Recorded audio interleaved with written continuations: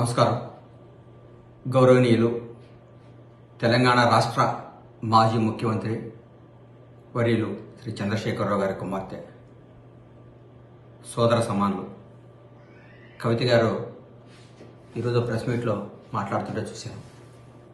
అమ్మా, నిన్ను 2 క్వశ్చన్లు వేద్దాం అనుకుంటున్నా, తప్పుగా అనుకోకు. ఎందుకంటే అడగకపోతే నాకు ఎసిడిటీ వస్తుంది, అందుకని నేను అడుగుతున్నా. గత 10 సంవత్సరాలుగా గుర్తురాని పూలే సాబ్ మీకు గుర్తు రావడం చాలా సంతోషం. గత 10 సంవత్సరాల నుంచి ఏ రోజు బీసీల గురించి కానీ ఎవరి గురించి మీరు మాట్లాడటం ఆనందం. కానీ రేవంత్ రెడ్డి గారు పరిపాలన, తెలంగాణ రాష్ట్రం మొత్తం, తెలంగాణ ప్రజలు మొత్తం కాంగ్రెస్ పరిపాలన, రేవంత్ రెడ్డి గారి పరిపాలన మెచ్చుకుంటున్నారు. అది మీకు నచ్చదు, అది వాస్తవం. మీరు జాగృతి తల్లి, కానీ మమ్మల్ని జాగ్రత్తగా చూడండి తల్లి. అమ్మా, ఈరోజు ఒక కుటుంబం నుంచి ఇద్దరిద్దరు ఉన్నారు మా కాంగ్రెస్ పార్టీలో అని చెప్పారు. ఏమ్మా, గౌరవ నర్సిరెడ్డి గారు మంత్రి పదవిలో ఉండి ఎన్నో పదవులు అనుభవించి ఆయన ఓ ప్రభుత్వ కార్యక్రమంలో పాల్గొనడానికి పోతే ఆయన్ని, ఆయన కొడుకుల్ని అప్పటి నక్సలైట్లు దారుణంగా చంపేయడం జరిగింది. ఇన్ని రోజుల తర్వాత వాళ్ళ మనవరాలు పదవిలో రావటం తప్ప అమ్మా? వాళ్ళ కొడుకునే కదమ్మా మీరు మా పార్టీలో గెలిస్తే లాక్కొని మీరు ఎమ్మెల్యేగా పెట్టుకున్నారు. అది తప్పు కదా. శ్రీపాదరావు గారు, దుద్దిళ్ళ శ్రీపాదరావు గారు స్పీకర్గా ఉన్నప్పుడు ఏదో కార్యక్రమంలో పాల్గొని వస్తుంటే నక్సలైట్స్ దారుణంగా చంపేశారు. తర్వాత నక్సల్స్ కూడా మేము తప్పు చేశామని చెప్పారు. తర్వాత వాళ్ళ కొడుకు రావటం తప్ప? అట్లయితే తెలంగాణ కోసం ఎంతోమంది పోరాడితే కానీ మీరు, నాన్నగారు, మీ అన్నయ్య గారు, మీ బావగారు, మీ తమ్ముడు సంతోష్ గారు, వినోద్రావు గారు, ఆరావు గారు, ఇంకోరావు గారు, ఇంకోరావు గారు, ఇంకేదేదో రావు గారు, ఇంతమంది మీరు ముఖ్యమైన పాత్రలని పోషించి మీరు తెలంగాణను మాత్రం తోసుకోవటం తప్పలేదా అమ్మా? న్యాయమత లేదు నీకు? కాంగ్రెస్ పార్టీని విమర్శించొద్దమ్మా నువ్వు. ఎందుకంటే కాంగ్రెస్ పార్టీ తెలంగాణకి ఎంతో చేస్తుంది, తెలంగాణ ఇచ్చింది. మీరు మాట్లాడితే రేవంత్ రెడ్డి గారిని కాన్వాయ్ పోతుంటే ట్రాఫిక్ జామ్ అవుతుంది. ముఖ్యమంత్రి గారు ప్రతిరోజు, ఈ ముఖ్యమంత్రి గారు ప్రజల్లో ఉండే ముఖ్యమంత్రి గారు ప్రతిరోజు సెక్రటరీ పోవాలి, ప్రతిరోజు రావాలి, తిరగాలి. 9 మందేనమ్మా.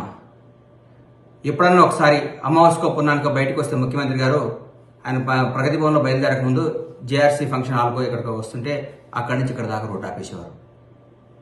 అంటే మీరు బయటికి రారు, బయటకు వస్తే ముఖ్యమంత్రి గారిని తిరగొద్దు అంటున్నారు. ఏం చేయమంటారమ్మా? ఎట్లా చేద్దాం చెప్పండి. మీరు మంచి సలహాలు ఇవ్వండి ముఖ్యమంత్రి గారికి. రేవంత్ రెడ్డి గారు, మీరు బయటికి రావద్దు. రేవంత్ రెడ్డి గారు, మీరు ప్రజాపాలన చేయొద్దు. రేవంత్ రెడ్డి గారు, మీరు జనాన్ని కలవద్దు. రేవంత్ రెడ్డి గారు, మీరు బయటకు వస్తే పబ్లిక్ ఇబ్బంది అవుతుందని చెప్పండి. అట్లాగే మీకు జ్యోతిరావు గారి, పూలే గారి మీద అభిమానం రావటం చాలా ఆనందం అమ్మా.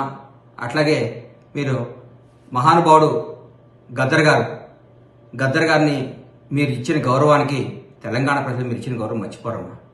గద్దర్ గారిని మీరు, ఆయన బతికుండగా మీరు చంపేశారమ్మా, మీ గేటు పెట్టి నుంచోబెట్టి. ఆయన చనిపోయినా కూడా గద్దర్ అనేది మా పార్టీ, మాకు రేవంత్ అన్న, మా కాంగ్రెస్ ప్రభుత్వం బతికించిందమ్మా. తరతరాలు బతికించిందమ్మా.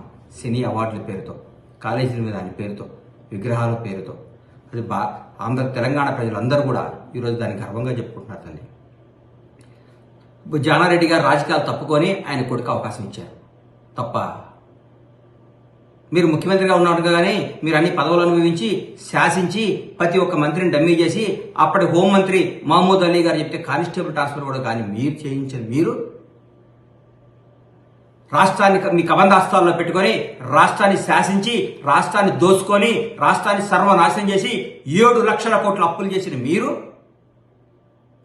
కొన్ని వేల ఎకరాల భూమిని బకాసురులాగా మింగేసిన మీరు, ఏ డిపార్ట్మెంట్లో పోయినా అన్ని లొట్టలు చేసిన మీరు, ఈరోజు కాంగ్రెస్ ప్రభుత్వాన్ని విమర్శించడం ఎంత మట్టికి న్యాయం తల్లి మీకు? చెప్పమ్మా. నీకు చేతులెత్తి దండం పెడుతున్నా. నువ్వు నమ్మే భగవంతుడు సాక్షిగా, నీ తల్లిదండ్రుల సాక్షిగా, నువ్వు అక్రమ సంపాదించదమ్మా. ఒక ఆడబిడ్డవి నీ మీద లెక్క స్కామ్ రావటం మీ తల్లిదండ్రులకు ఎంత అవమానం అమ్మా. మీ తల్లి ఎంత క్షోభపడి ఉంటుందమ్మా నీ వల్ల. ఆ తల్లి, మహాతల్లి నీ గురించి ఎంత బాధపడి ఉంటుందమ్మా. నేను ఇట్లాంటి బిడ్డను ఎందుకు కన్నానని ఎంత బాధపడి ఉంటుందమ్మా.